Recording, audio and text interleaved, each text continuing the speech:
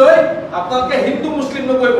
এতিয়া যিজন মাননীয় অসমৰ মুখ্যমন্ত্ৰী, কাৰণ মুখ্যমন্ত্ৰী আমাৰ মাননীয় কৈছো, এই মুখ্যমন্ত্ৰীজনে অসম চুক্তি ৰূপায়ণৰ সৰ্বাধিক কালৰ চুক্তি মন্ত্ৰী আছিল। এইগৰাকী মুখ্যমন্ত্ৰী কংগ্ৰেছৰ তৰুণ গগৈৰ নেতৃত্বাধীন অসম চুক্তি ৰূপায়ণ বিভাগৰ দায়িত্ব আছিল।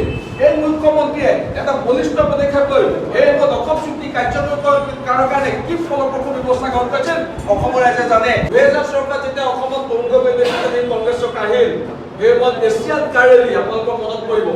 এছিয়ান কাৰ ৰেলীত ভাৰতৰ প্ৰধানমন্ত্ৰী অসমৰ প্ৰতিষ্ঠা ডক্টৰ মনমোহন সিঙে কাৰ ৰেলী উদ্বোধন কৰিবলৈ অহাৰ কথা। সদৌ অসম ক্ষেত্ৰৰ পৰা তীব্ৰ প্ৰেছাৰ যে কোনো কাৰণত আমি কাৰ ৰেলী উদ্বোধন কৰিব নোৱাৰোঁ। তেতিয়া তৰুণ গগৈ হস্তক্ষেপত কেন্দ্ৰীয় চৰকাৰ বাধ্য হ'ল পোনপ্ৰথমবাৰৰ বাবে অসম চুক্তিৰ পোনপ্ৰথমবাৰৰ বাবে দ্বিপাক্ষিক বৈঠকত বাধ্য 2005 চনৰ 5 মে অসম চুক্তি সম্পৰ্কত কেন্দ্ৰীয় ৰাজ্য চৰকাৰ সদৌ অসম ছাত্ৰ সন্থাৰ মাজত প্ৰথম বৈঠক আজিয়ে গ'ল। গতিকে এই কি কয় মৰি যোৱা অসম চুক্তিখন পুনৰ মৃত সঞ্জীৱনী পালে। এই মৃত সঞ্জীৱনী কি আহিলে? ক্লজ 6 নং টকা সাংবিধানিক ৰক্ষা কৱচ। তাৰ আগত সদৌ অসম ছাত্ৰ সন্থাই সাংবিধানিক ৰক্ষা কৱচৰ কথা উল্লেখ কৰিব পৰা নাছিল। 2005 চনৰ 5 মে কেন্দ্ৰীয় চৰকাৰ ৰাজ্য চৰকাৰ সদৌ অসম ছাত্ৰ সন্থাৰ দ্বিপাক্ষিক আলোচনাত অসমৰ মাটিত অসমীয়াৰ পুৰা কি কয় খিলঞ্জীয়াৰ কট্টৰ খিলঞ্জীয়া অধিকাৰ প্ৰদানৰ দাবীত ক্লাছ 6 অন্তৰ্ভুক্ত হ'ল সাংবিধানিক ৰক্ষা কৱচ। গতিকে এই কথাকেইটা মই এইকাৰণেই ক'লো যে অসম চুক্তি কাৰ্যকৰী কৰিবলৈ কোনো ৰাজনৈতিক দলৰ সদ ইচ্ছা নাই, আন্তৰিকতা নাই।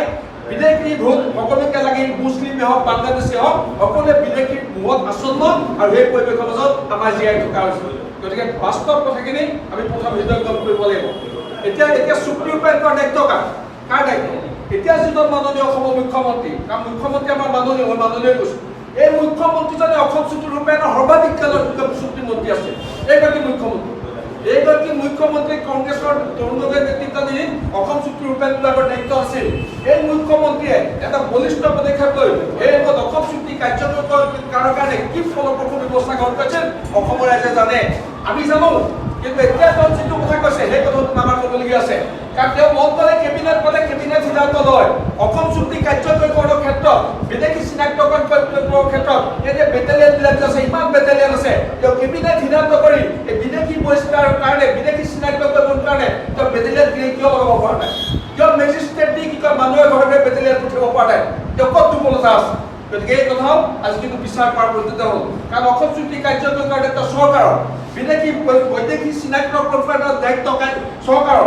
আমাৰ জাতীয় অৱদান আমাৰ তীব্ৰ হেঁচা থাকিব, কাৰণ আমাৰ ক্ষোভ আছে। চুক্তি কাৰ্যকৰী নকৰাৰ পাছত আমি ক্ষান্ত নহওঁ, সেই ক্ষোভ আমাৰ থাকিবই। কিন্তু এই চুক্তি অনুসৰি বিদেশী চিনাক্তকৰণ কৰা, ক'ত বিদেশী আছে কিন্তু তদন্ত কৰাৰ দায়িত্ব চৰকাৰৰ। তেওঁ কেবিনেট পাতক, কেবিনেটত সিদ্ধান্ত লওক যে অসম পুলিচৰ যিমান বেটেলিয়ান ফ'ৰ্চ আছে চব বেটেলিয়ান ফ'ৰ্চ দি প্ৰত্যেক স্পষ্ট অঞ্চললৈ বেটেলিয়ানৰ মেজিষ্ট্ৰেট দি পঠিয়াই দিয়ক। প্ৰত্যেকে ঘৰ নলবা নথি পত্ৰৰ বিষয়ে প্ৰমাণ কৰক, আৰু যাতে বিদেশী বুলি সন্দেহ কৰিব তাকে কি কয় অসমৰ বাহিৰ কৰক, এই নীতি গ্ৰহণ কৰক। এইবিলাক নীতিয়ে আমাৰ ঐতিহ্যৰ মাজত যিটো ভাঙি আনিব বিচাৰিছে এই কথাটো কিন্তু আমি বুজি পাইছোঁ, আমিও বুজি পাইছোঁ।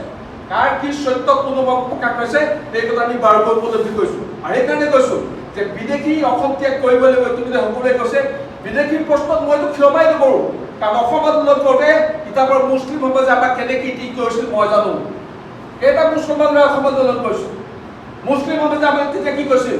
যদি মুছলিম খেলা আন্দোলন কৰিছিল, এনেকুৱা পৰ্যায়লৈ লৈ গৈছিল। সেইখিনি তিক্ততা অভিজ্ঞতা আমাৰ পৰিয়ালবিলাকে সময়ত পাই থৈছিল। এতিয়া উভয়টোৱে নাছিলে, কিন্তু মই কাকো নেৰো। আমি পুনৰ কৈছোঁ যে বিদেশীৰ কোনো ধৰ্ম নাই, সি লাগিলে হিন্দুৱে হওক মুছলিমে হওক অসম ত্যাগ কৰিব লাগিব। এই যুঁজৰ সংকল্প আমাৰ আছে।